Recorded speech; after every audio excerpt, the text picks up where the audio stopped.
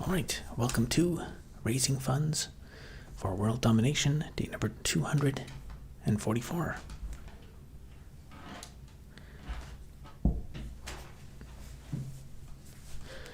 All right.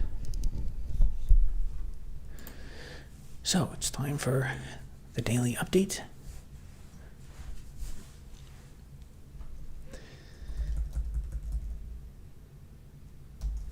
So I might as well update the intro.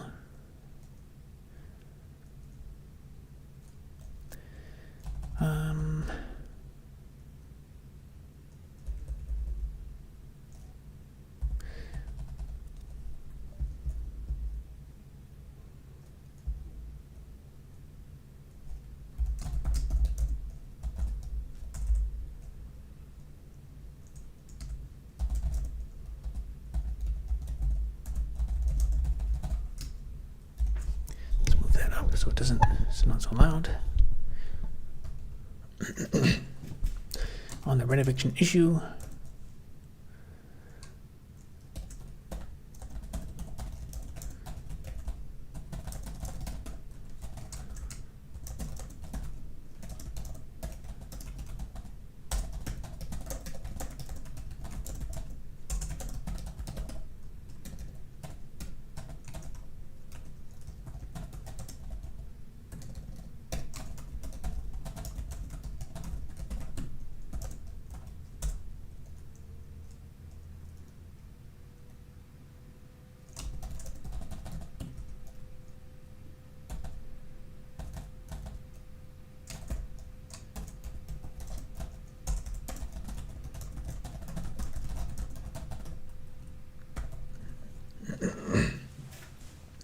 Ryan League says, howdy, how's it going?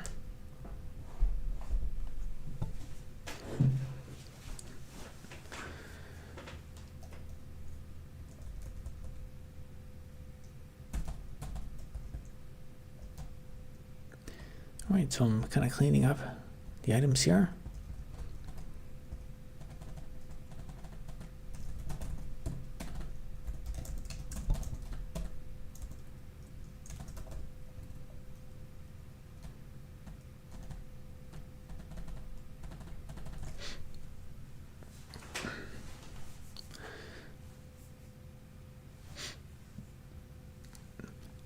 Yeah, so the updates are, well, there's no significant updates today other than that I released. Lots of people have I've kind of held back on explaining details about the all the eviction ongoings. Throughout this process, there's throughout the last, I guess, year or more, there's been tons of details and notes.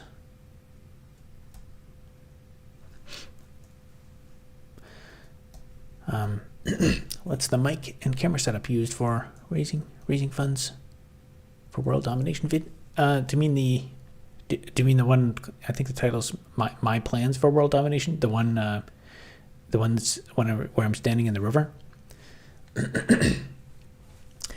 So the assuming, yeah. So for that one, the mic is actually this mic, which is if you search on Amazon, it's just called it's a shotgun condenser microphone. I think it's called a Neva or something. I can't remember the number. It's like 410 or something, and it comes in a pack of 2. That's the microphone. And on top of the microphone, it was absolutely essential, if there's any wind at all, to have a wind muff. It had to be like a coarsehair one too. And so the camera is like the same. The camera I use is a Sony Alpha 6100, and the lens is actually so like the look of that shot is mostly due to the lens, and it's from a telephoto lens. And the lens it's actually a $50 lens that I bought from Japan. I just bought it on eBay from Japan. It's like an old, super old lens for $50, and the mount on it is like an old style, some old version of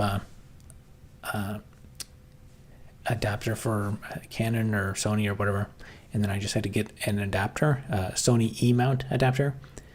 Actually, I think I had to pay like, the lens itself is like $50, and the adapter, which is just like a thin slice of metal that adapts the form factor so I can fit it on the camera, that cost like I think like $20 or something.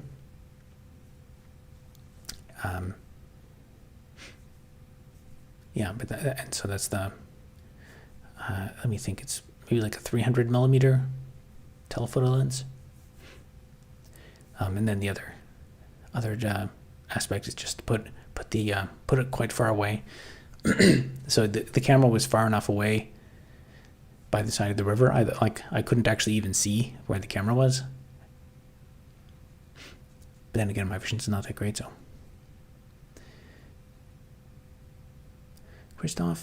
Christopher Ram 8948 says, hello sir, how's it going?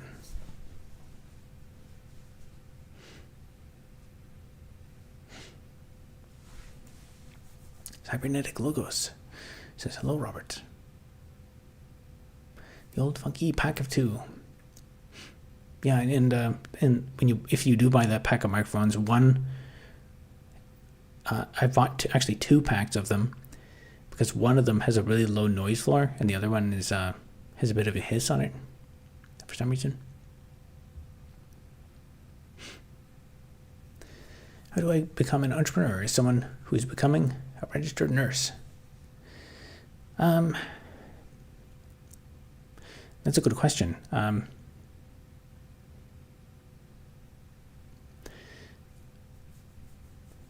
I guess I think a prerequisite for like becoming an entrepreneur is you need to have a vision for something. Like there has to be some specific thing that you really want to do.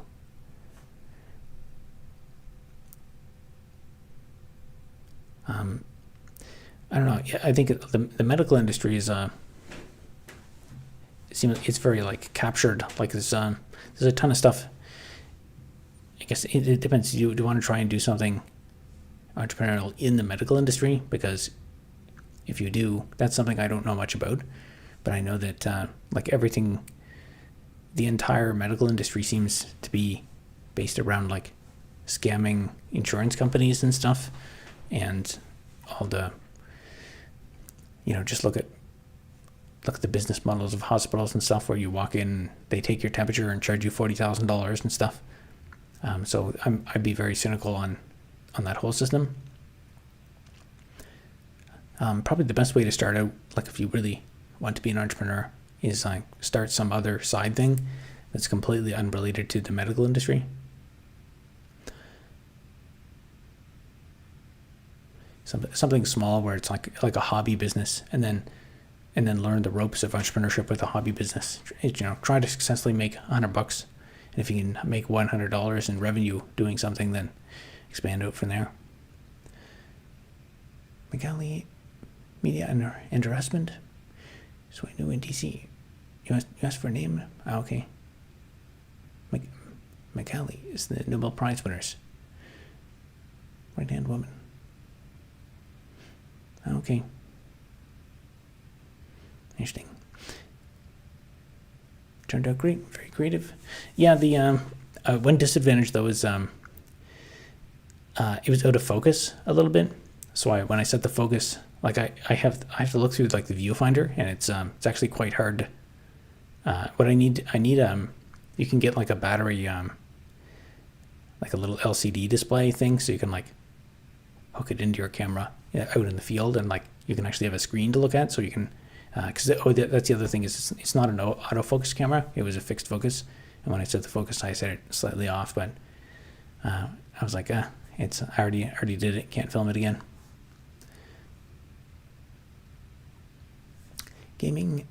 Triadcraft says hello. Merry Christmas. Merry Christmas to you too.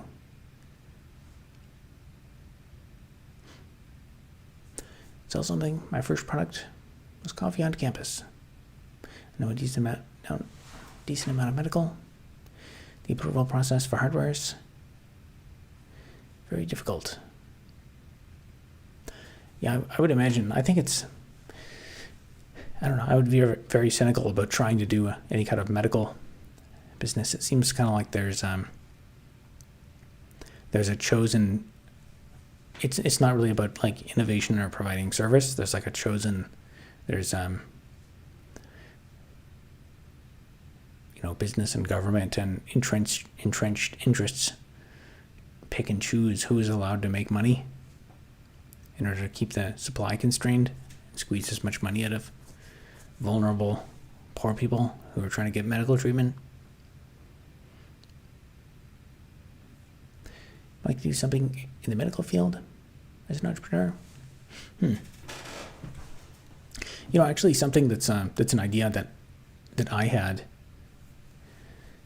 I would say like your the best way to stay sane would be keep your existing revenue coming in, because another like super big question is, do you want to bootstrap your business or raise venture capital? And you should absolutely have an answer to that before you, like, there's no correct answer. That's a personal preference about like what you want to do. What do you want to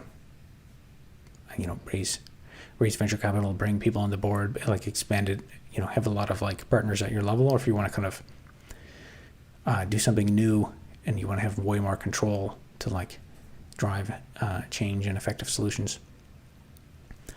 One idea that I have actually, this is something that I think there is, like you wouldn't even need to like invent or do anything. And this is something I think there probably could be a massive industry for. I think there's already, I should Google this a bit more, but I think there's the concept of patient advocates. So, and that may be something where like, if you're becoming a registered nurse, this might actually, you might be able to leverage your existing knowledge. So for example, the process, well, actually, I mean, a perfect example is she has a couple of videos she posted. What is it? Kamikaze Short Bus, I think. She had a video posted recently about the process of her mom had cancer, and the process of trying to go through that nonsense. And so, like, the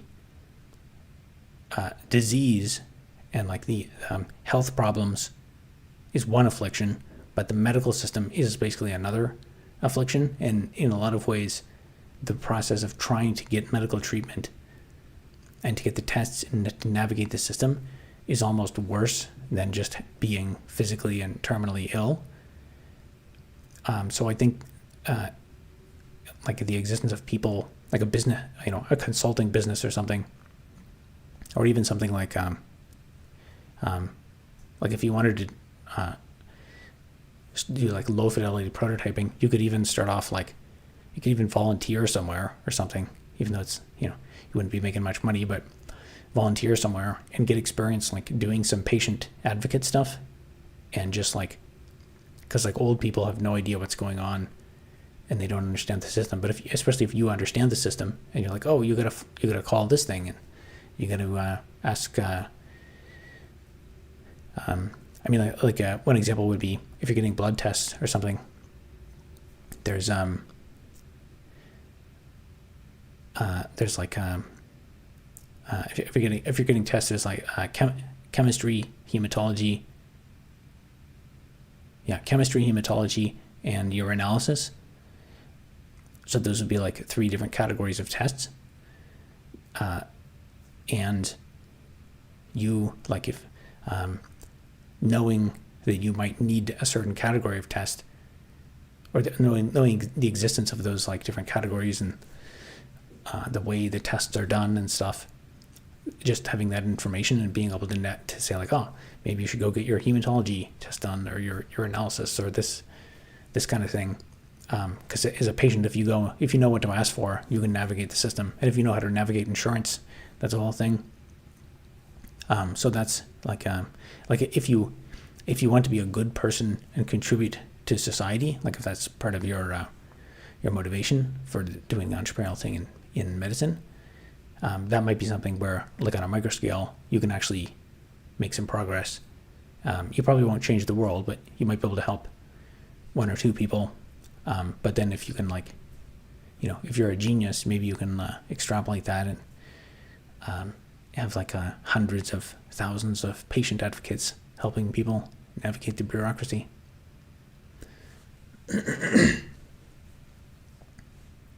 Super interesting video today.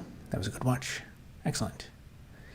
Yeah, it's I mean, in a way, it's kind of a boring video. It's just like 2 hours of me sitting there talking about how my building got bought, and like, fire alarms and stuff. Lots of people deal with that stuff on a daily basis, but I guess this was like a particularly bad example, and I had a lot of that stuff prepared for my my hearing anyway, so I figured I would just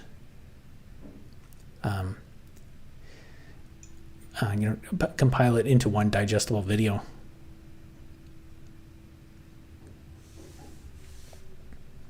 The chosen people pick and choose the medical industry. Medical expediter advocate is an amazing idea. Yeah, I think that's actually something where, for sure, like especially to, like it can even just be like the the difference between, like, being someone who's a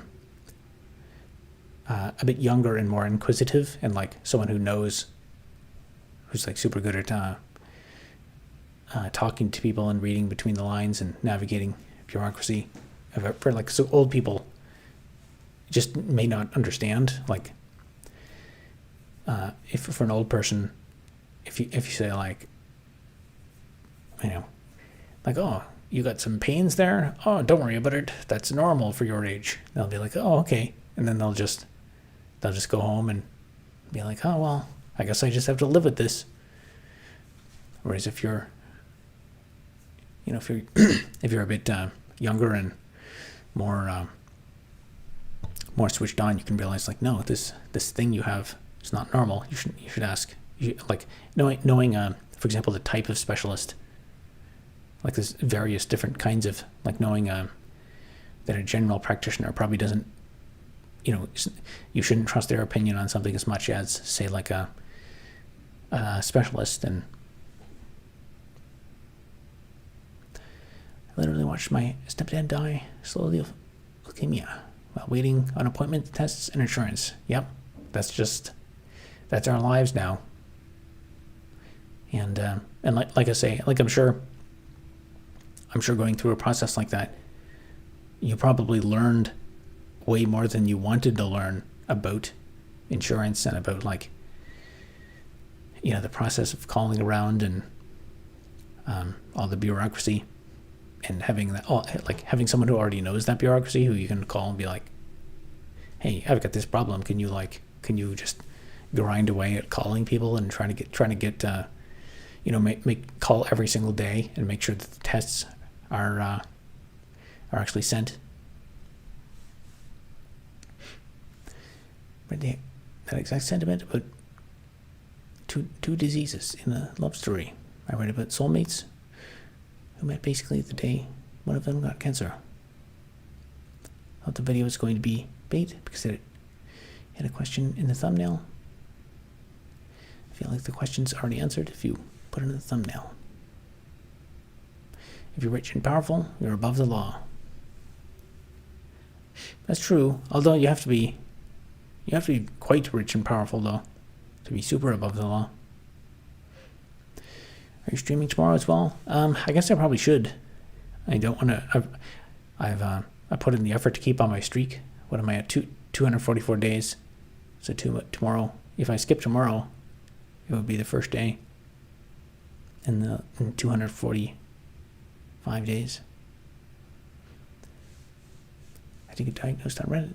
Doctors couldn't diagnose me, even after Reddit pointed me to the specialist after I already got my surgery set up. General practitioner was still cushioning and advising against it. Saved my life. Solved life debilitating medical problem. Yeah, it's so disappointing. Like, why are doctors not just better?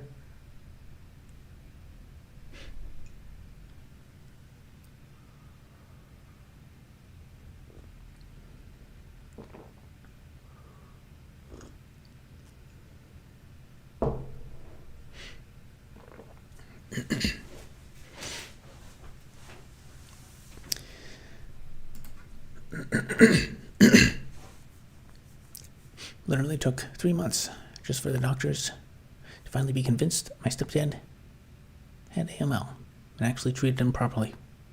Yeah, like, why is... I mean, if anyone could be convinced that someone has an illness, you would think it would be a doctor, but apparently it's... apparently they just think everyone's crazy. Any industries you can think of that are heavily technologically old and ignored? Example I can think of is telecom.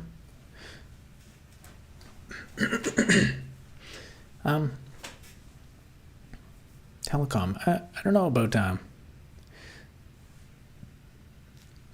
guess I'm not necessarily convinced of the premise that telecom is quite ignored. I would assume it's pretty modernized now, but I think there's probably a lot of optimization, like what happened, the trend of optimization just moved up the stack. So, 1970s or something, probably like up until the 1960s, like analog machines and automation and stuff. That stuff was like really crazy. And then 70s was the start of like computerized switching, and then it kind of just kept going up the stack. And then we had the internet, and then it was like JavaScript frameworks, and it made sense because to get the highest rate of return, whatever has the fastest iteration time is where the most money is going to be made. So the investment capital moved way up the stack, and we stopped investing lower down the stack.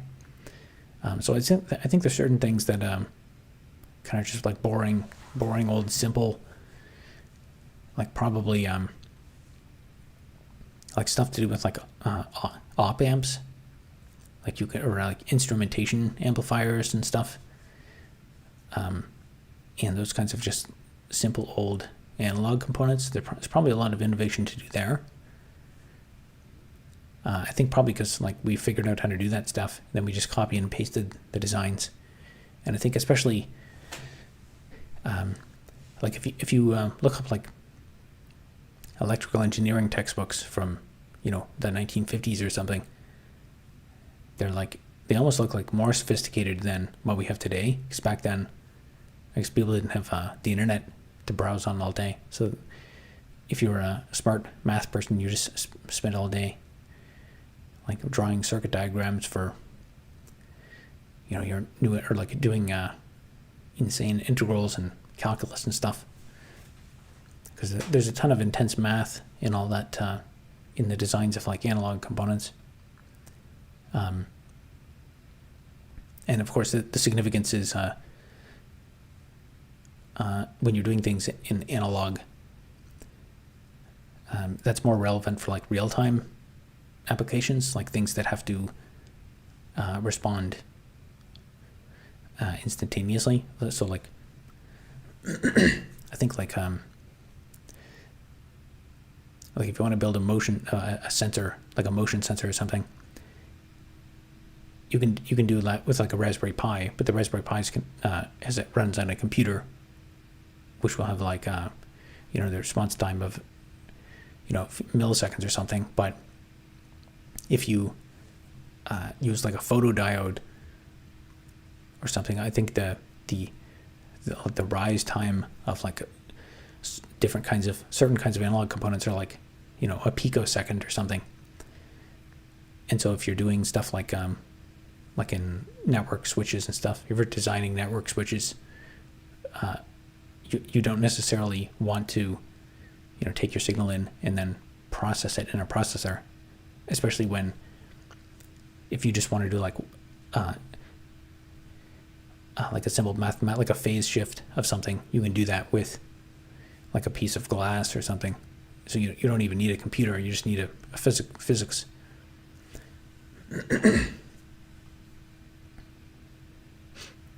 Quote of yours that lives free in my head is, if my landlord needs more money, why doesn't he get a job?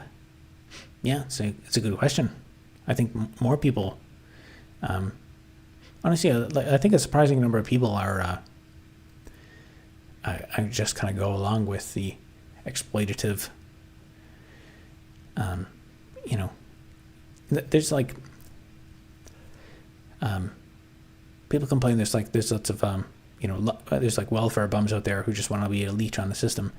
But people don't talk enough about how many people, like, people don't talk enough about what happens to someone who's like a welfare bum who gets like a few $1 million or like inherits an apartment building from their parents, but they don't want to do any work and they just want to like squeeze money out of other people.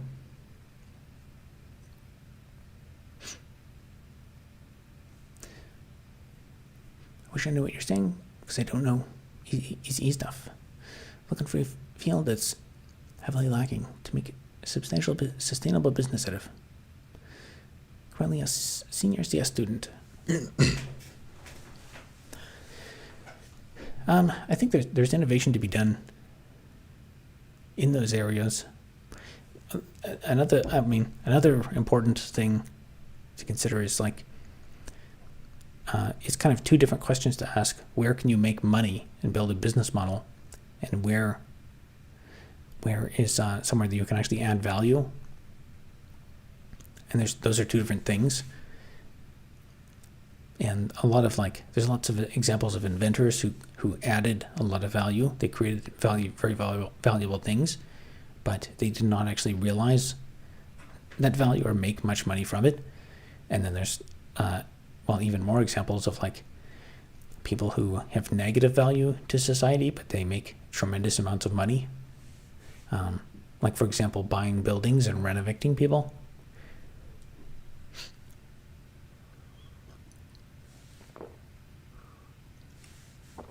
That's an idea right there. You can start. I have a tutorial video now on YouTube. Basically, you just watch my video. I got the timeline laid right out. All you need to do is just buy a building, then just make the fire alarm go off, and then have some faulty sensors. And then have some random general inspections. And if someone has an air conditioner, say like, nope, you better pay more money to have that air conditioner.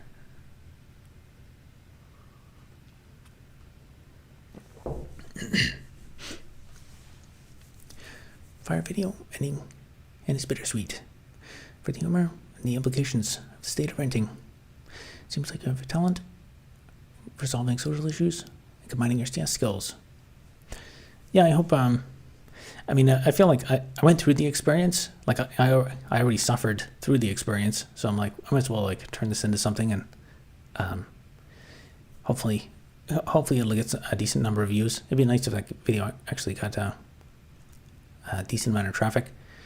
And then hopefully some people will watch it and it will lead to some improvements in all of those systems. Yeah, it really does make me think like everything is getting, like renting has always been, it's disadvantaged to renting.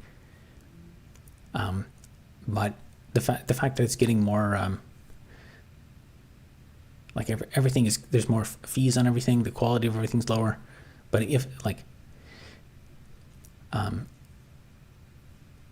this is kind of the future of renting, if you're going to be treated more like a child, where you're going to get random inspections a lot more, and they're going to landlords. I mean, this probably is coming, where landlords are going to start putting more and more restrictions on what you can do in your apartment. And I mean, I haven't talked about they'll probably try to put like smart sensors and stuff in the hallway that like monitor things. They'll have radars. They'll have free. There'll be like the Wi-Fi's included, but then they'll use that to monitor everything you do in your apartment, and then sell the data. And then every time you do something in your apartment that the landlord doesn't like, you get charged $50.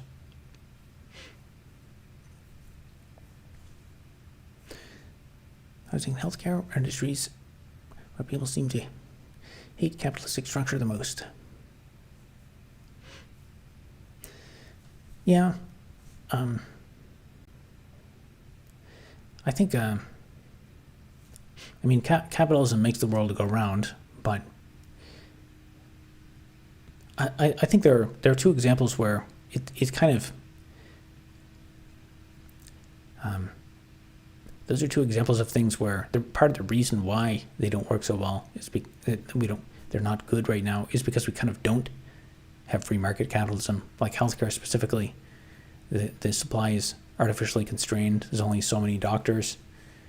Like, there's tons of people that want to be doctors, but they're not allowed to practice. And I mean, all we see are restrictions about they spend half their life training to become a doctor, and then they finally get it.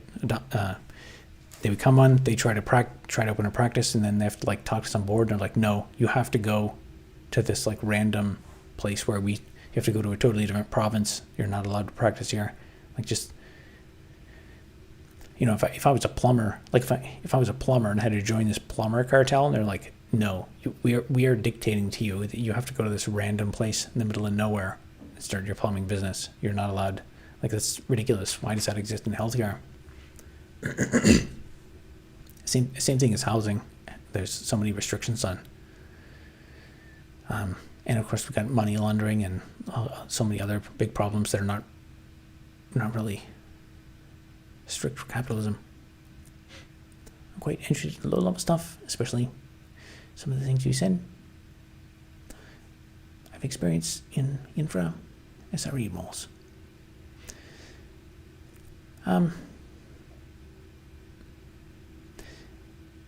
Yeah, I think I've said before, I think there's probably lots of innovation to be done in stuff to do with power and heat management, more efficient power systems and stuff.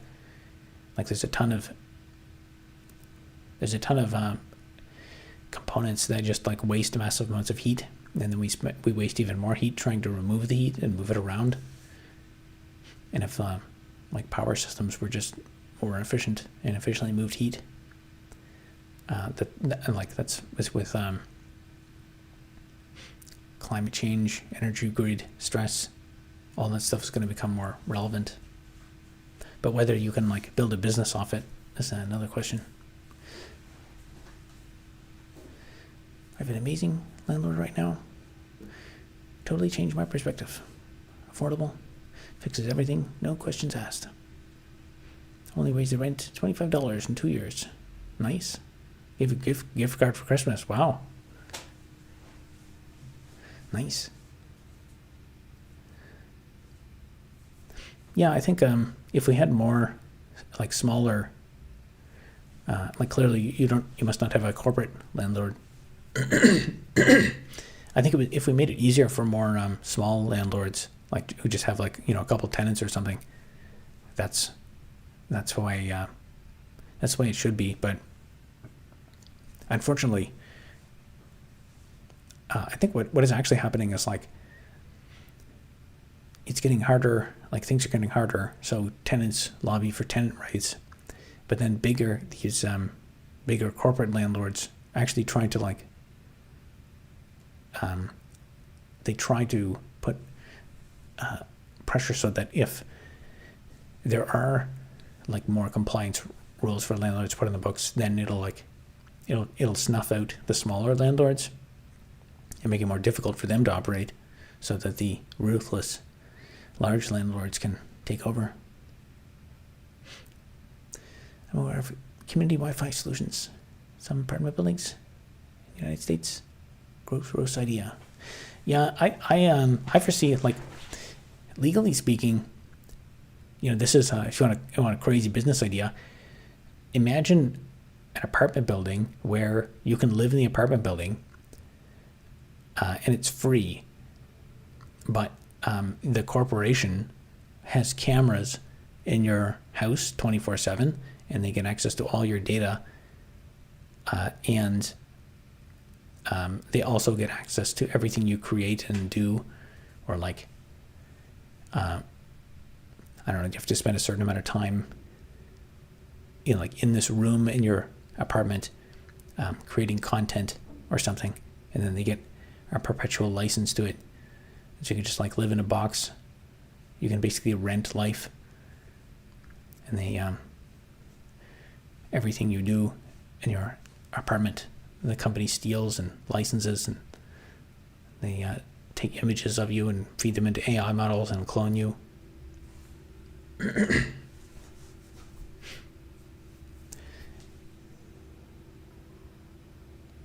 Mr. Gary Busey, 2052. Merry Christmas. Merry Christmas to you too.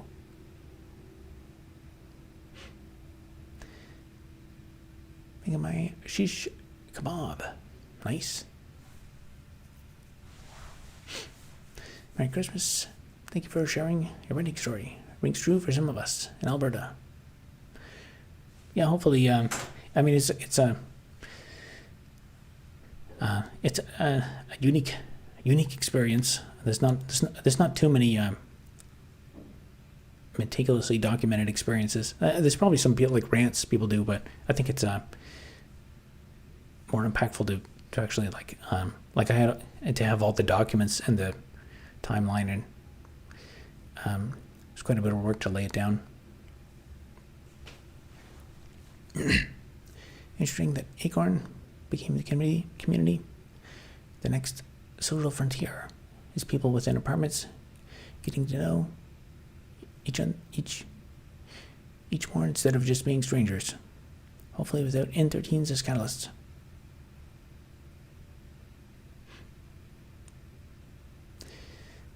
Yeah, I don't know. I think there's to form more community, you need more like similarities. But after having gotten out a bit more, it just feels like there's more. At least around here, there's lots of, and still more recent arrived immigrants who are coming here. And they're not bad people, but they just like, they're not really wired in with Canadian culture, and I talk to them a bit sometimes, and they're kind of shy. I don't know if they think people are trying to like question them about stuff, or and then there's language barriers, and there's lots of older people, and like the super old people here. I mean, they're all right, but they're not super exciting people.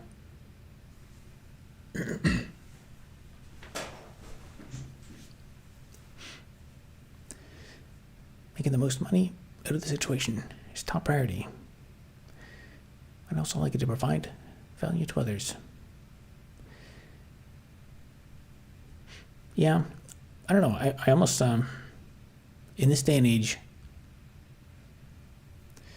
we're in a transitionary period. Like back in, say, 2012 or something, you could start some like SaaS product for like accounting or something like that, and that could be like a decent trajectory.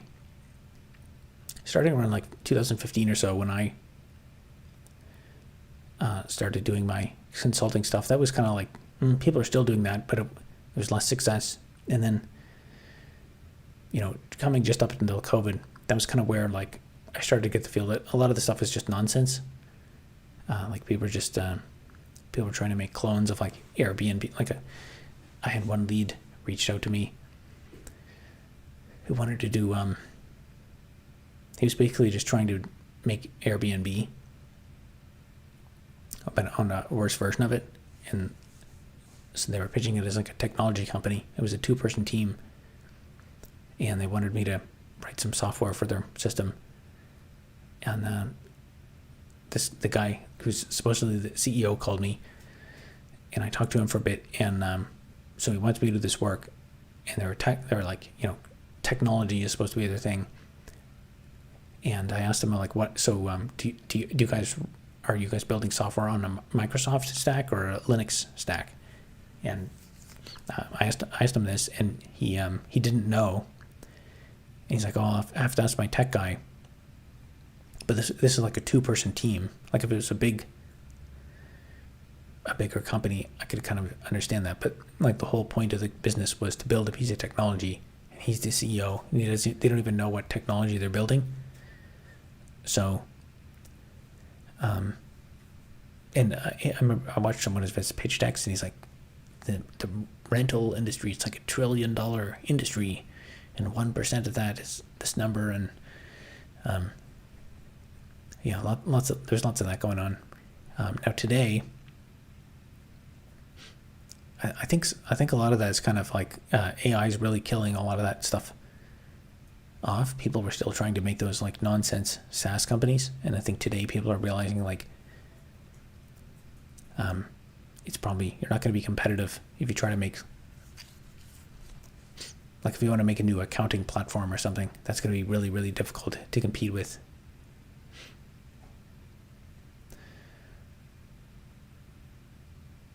Earl Hager says, Merry Christmas. Merry Christmas to you as well.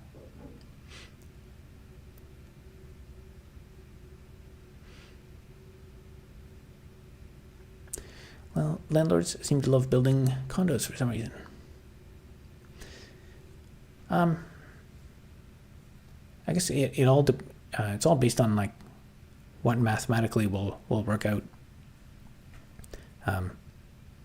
Someone does the math and they said like, we have some, a few $1 million to deploy. How do we deploy it? They do the math and say like, here's the cost of what we expect rents to be. Here's what we expect the building cost to be, the labor. Historically, that's been true. Although in Toronto now, apparently the new construction is like absolutely crashing. It's like some of the lowest new construction ever, which is so there's apparently like there's record completions coming on. That's like lots of new supply hitting the market, and so that's also depressing prices. So it's making it more difficult to get the financing because the prices have just gotten so insane that mathematically it's not going to be profitable. So they've stopped building new stuff, which means in 5 years, when those would have completed, there's going to be 0 new completions coming online. So then we'll have an even worse housing crisis. Future AI. Over landlords will force us into apartments to generate training data. Yeah, that's where we're headed. They'll just put you in like a hamster wheel. You can rent a subscription to a hamster wheel, $9.99 a month, and then they'll have a pipe. They just put some food in the pipe, and then you eat from the pipe. And then data goes into the cloud. And if they like the data, they'll give you 20 cents. Merry Christmas, Waymond. Oh, well, thank you very much, Waymond. Just set up OpenGL for first time. Got a window open. Congratulations. Also, Merry Christmas. Thank you. Merry Christmas to you too. Hope Santa brought you good gifts. Robert Locks.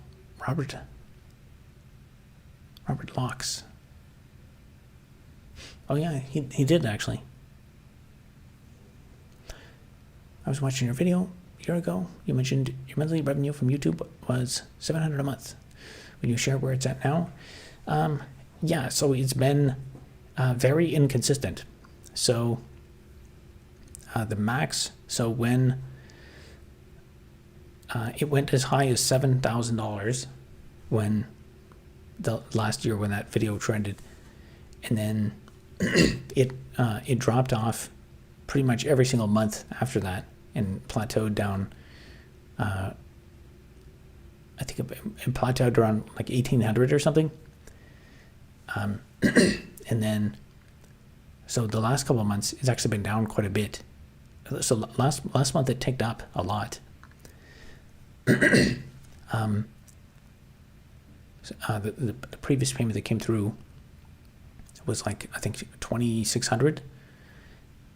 And then this month is also down. And actually this month was on track to be the lowest month in probably the last year. But I guess that's also because I hadn't posted many videos, or at least many videos that did well. I'm hoping this most recent video will pop off a bit to get the channel revenue up. It's difficult because it almost seems like YouTube doesn't even care about whether the video you post is good. They just want you to keep posting. And so, like, for example, when I posted this video today, this video hasn't gotten many views, but my how to make a CPU video, the views increased tenfold. So it was getting like, I think like 400 views an hour on the video, and it went to like 4,000 views an hour. The other video, the how to make a CPU video that's been out for years, when I post the other video. And I don't know, I think that might be one of the ways that YouTube gets new views on a new video. So it'll like recommend an old video that they know people like, and then recommend this one as the second video or something. It's like maybe a part of their optimization system. Do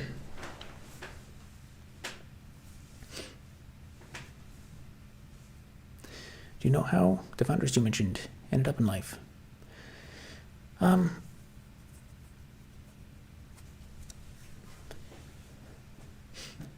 Let's see.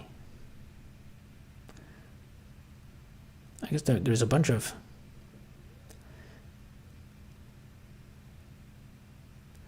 them that I mentioned.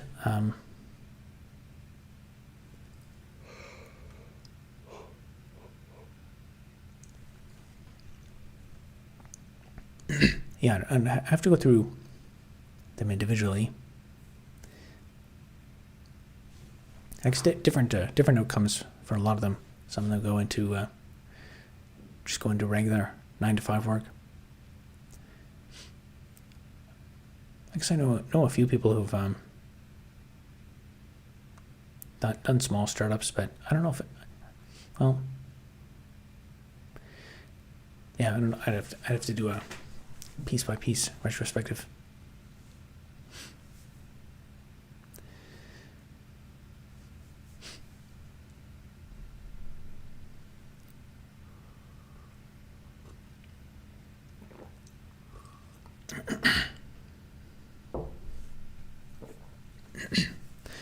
Thanks. Interesting to know. No worries. Yeah, it's kind of disappointing. It's not higher. So I've done. I would kind of prefer to do more content that is like has more specific economic use. So like.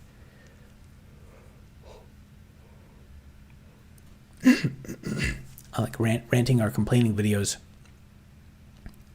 Like I've critiqued a lot of issues, which doesn't necessarily, it doesn't tell people how to make money or exactly what they should do in their lives.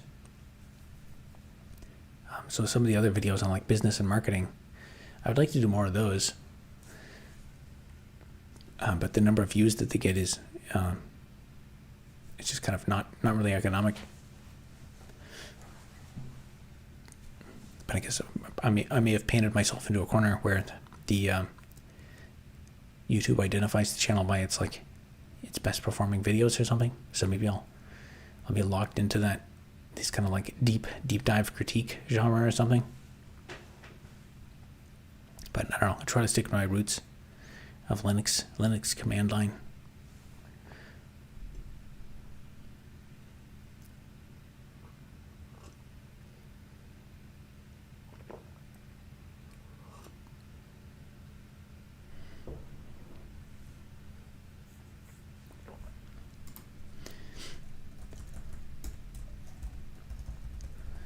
Well, it looks like it talks for pretty much the whole hour. I probably won't really get around to any coding tonight. Actually, I've been working on that video I put out. That was quite a bit of work. That was almost basically a month. What's the 24th today? I started on November 29th was when I started working on that video, and I've been working on it pretty much every single day. It's just tons and tons of details and edits, and to go find the documents and just sit down and write the timeline. And oh wow, thank you to Alex DUZ. I wish it would write it. Oh, there we go. Alex does stuff. Thank you to Alex does stuff for the 7 gifted memberships. Congrats to DistroBox Aero Portu, the letter Tier 728. Sole Provider Speaks. Thank you very much.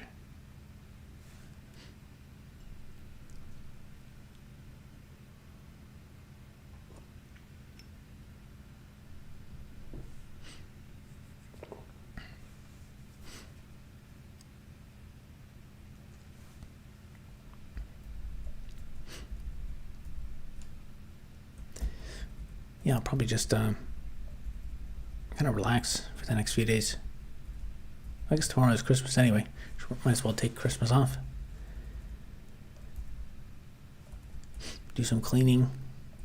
Attend to other maintenance items.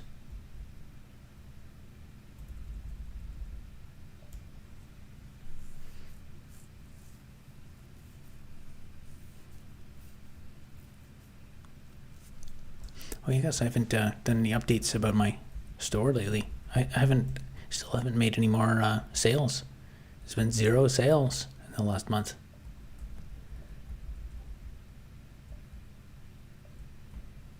I kind of figured that putting at the top of the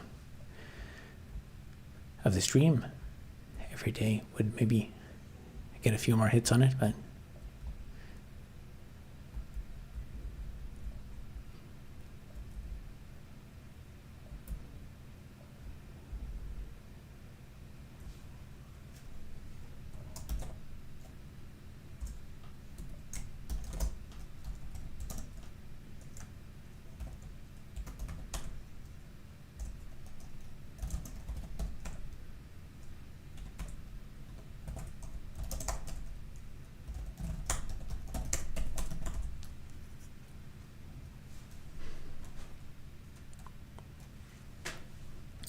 what is the temperature? The temperature is 1. Thank you for asking.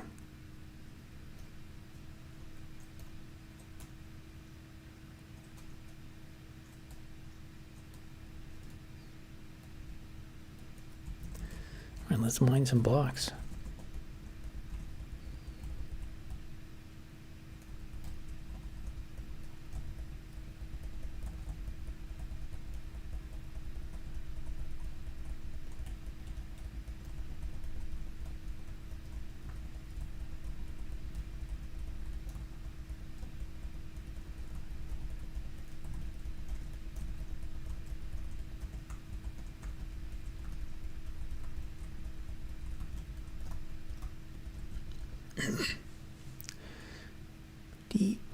DTG Real MC says, Merry Xmas.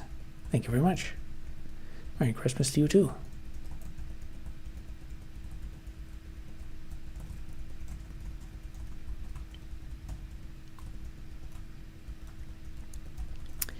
Watch a bit of the new video. Yeah, it's a pretty long one. It was pretty thorough, so there was a lot to say.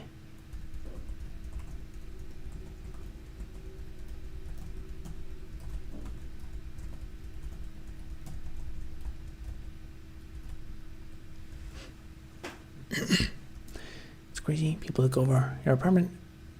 No one paid rent for a month. Well, we did pay the first month. It was like, so they took over November 15th, and then so like everyone, by that point, everyone had given their check to the former landlord, and then there was like, it was not official until the 15th, and then the previous people were just like, we're not legally the owner anymore, so don't contact us. And then we just got no information. We knew it was sold, but we didn't know like where to pay the rent to. And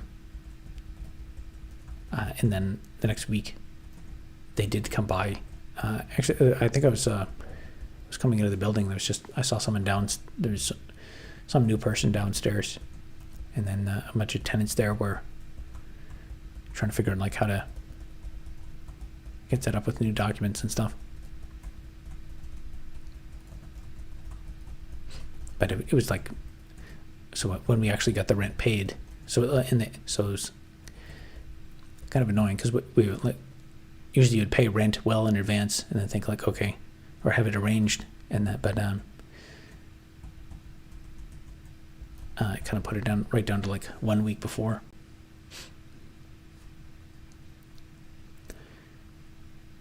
When my air conditioner went out in the apartment during summer, didn't pay for 2 months. Left notes on office cursing, saying, turn on an AC or I'm not paying rent. Others did the same. Saw the protest.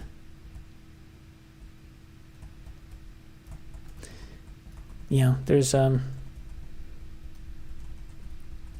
don't know. I guess there's all kinds of details about like what they can and can't do, but a lot of the stress actually just came from like the kind of things that they technically were legally able to do, but there was no like those fire alarms that happened. It was kind of interesting timing of all those events, but there's no like specific grievance, like the fire alarm, the faulty sensor fire alarm. Or the thing about air conditioners, they probably would lose that if they took that to the tenant board, but then to take it to the tenant board and fight it's just a lot of work.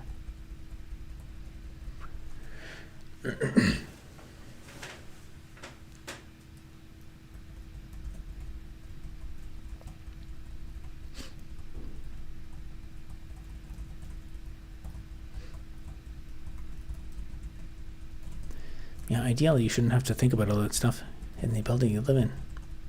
It's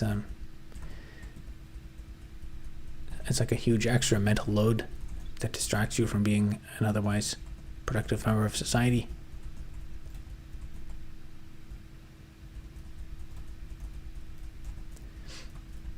Some of the other tenants who left said that there was just like every day they were dreading coming home, wondering what kind of like notices they'd have sitting in the door.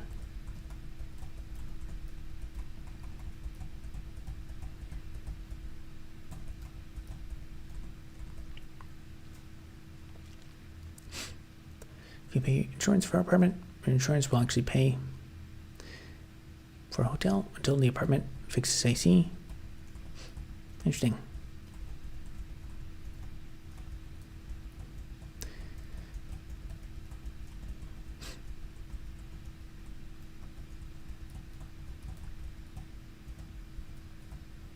Insurance will attack the apartment company.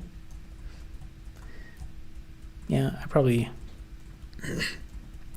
But the issue here was like the tenants had their own air conditioners, and the tenant was saying like you're not allowed to have them because it's like I don't know what they were going to try and argue, but they're going to try and it was just some like tactic to get people to pay more money.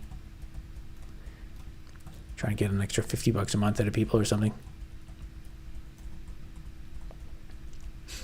At least in America. Yes, I'm in Canada. The tenancy rules depend a lot on where you are. Up here, it's different in every province.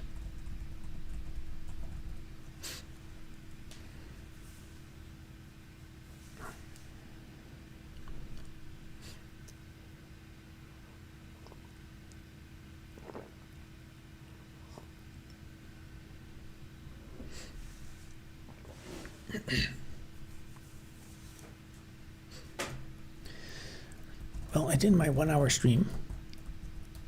I've been doing short streams lately.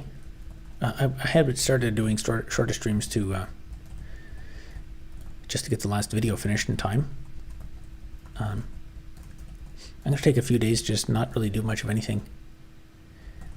Take a break for a bit, and then reconsolidate my thoughts. Figure out what's the next focus.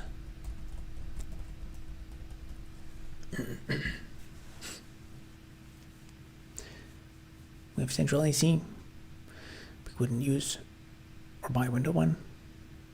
That's how we could get away with not paying.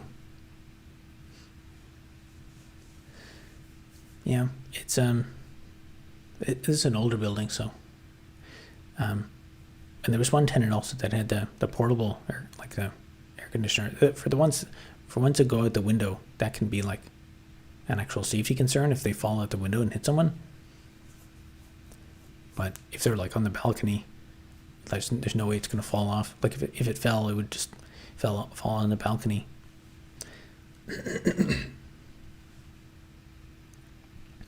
But anyway, I'll probably leave it there for tonight. And I guess we will be back tomorrow. I think that's day 245.